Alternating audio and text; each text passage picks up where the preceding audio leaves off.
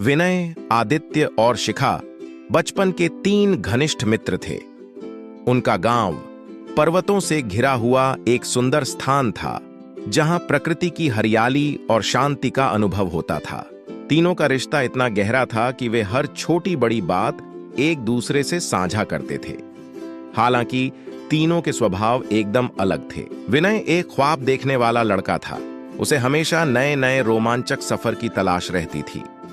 आदित्य थोड़ा सा गंभीर स्वभाव का था। उसे चीजों का गहराई से विश्लेषण करना पसंद था और वह हमेशा एक योजना के साथ चलता था।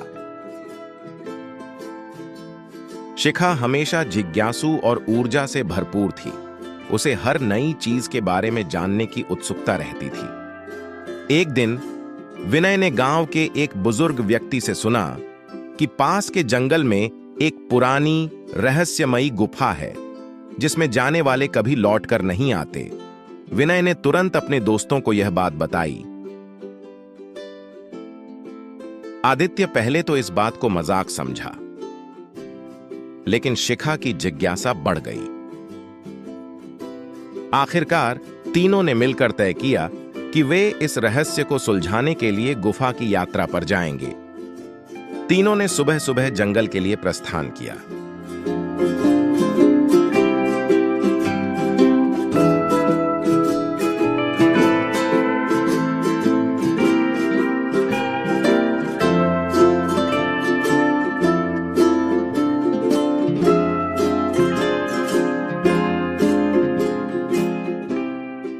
रास्ते में आदित्य ने सावधानी बरतते हुए एक नक्शा बनाया, जबकि विनय और शिखा रोमांचक विचारों में खोए हुए थे। जैसे जैसे वे गुफा के करीब पहुंचे, वातावरण में अजीब सी शांति छा गई। जब वे गुफा के पास पहुंचे तो गुफा के द्वार पर एक प्राचीन चिन्ह बना हुआ था, जिसे शिखा ने तुरंत पहचान लिया।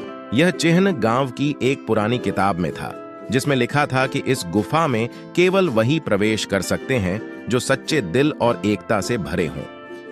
तीनों ने हाथ में हाथ डालकर गुफा में प्रवेश किया। अंदर का दृश्य अद्भुत था।